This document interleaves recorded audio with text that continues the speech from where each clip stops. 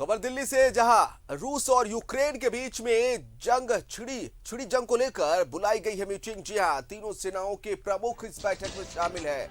Defence staff से लेकर प्रधानमंत्री की बैठक में सुरक्षा सलाहकार और रक्षा मंत्री भी शामिल है।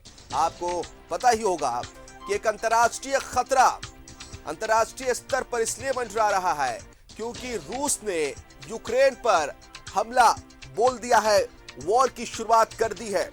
इधर नाटो ने भी कहा है रूस से कि अंतर्राष्ट्रीय कानून का उल्लंघन ना करे रूस, अपने सैनिकों को वापस ले जाए रूस।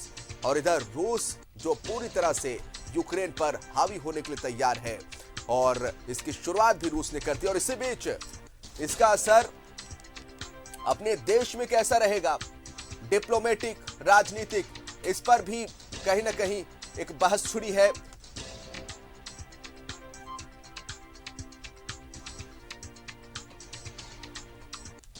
सहयोगी अमर का रुख करेंगे, हमारे साथ लाइव जुड़ रहे हैं। अंतर्राष्ट्रीय स्तर पर एक बड़ा खतरा कहीं ना कहीं मंडरा रहा है अमर। रूस और यूक्रेन के बीच में जंग छिड़ चुकी है और भारत में भी इसे लेकर कहीं ना कहीं कान खड़े हैं। तीनों सेनाओं के प्रमुख, डिफेंस स्टाफ, सुरक्षा सलाहकार, रक्षा मंत्री सहित प्रधानमंत्री की इस बैठक में और क्या कुछ निकला है, जानकारी चाहेंगे।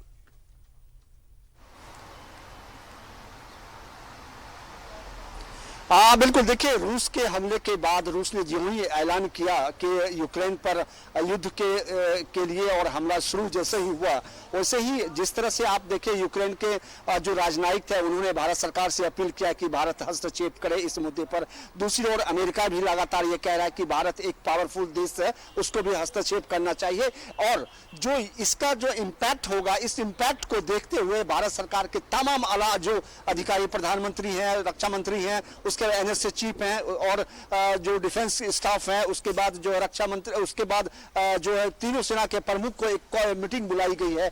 और इस मीटिंग में यह तय होगा कि भारत को आखिर क्या करना चाहिए और किस तरह से इस युद्ध को देखते हुए क्या निर्णय लेना चाहिए, क्योंकि लगातार अंतर्राष्ट्रीय प्रेशर है।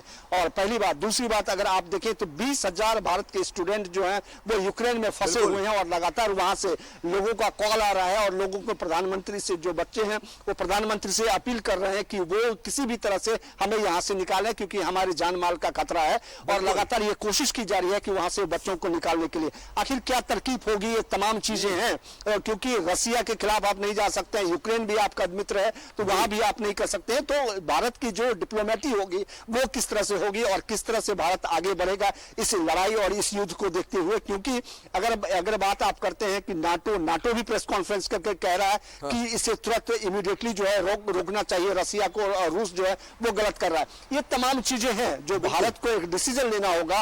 और भारत के लिए जो सबसे बड़ी दिक्कतें ये है कि दोनों मुल्क जो है इनके मित्र हैं, दोनों से राजनयिक संबंध है। तो अब देखना होगा कि इस मीटिंग में क्या निकल के आता है, क्योंकि हाई लेवल मीटिंग है कि भारत फूंक कर कदम रख रहा है। भारत वेट एंड वॉच की स्थिति में है क्योंकि रशिया की बात करें या यूक्रेन की बात करें, दोनों भारत के करीबी है और इस मामले में भारत जो भी कदम उठाएगा बहुत सोच समझ कर उठाएगा। बहुत शुक्रिया आपका तमाम जानकारी के लिए अमर।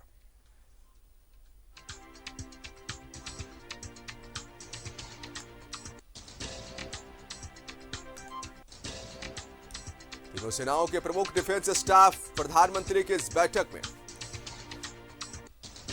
सुरक्षा सलाहकार और रक्षा मंत्री भी बैठक में मौजूद है। एक बड़ा संकट आ गया है, रूस ने यूक्रेन पर हमला बोल दिया है और इस पूरे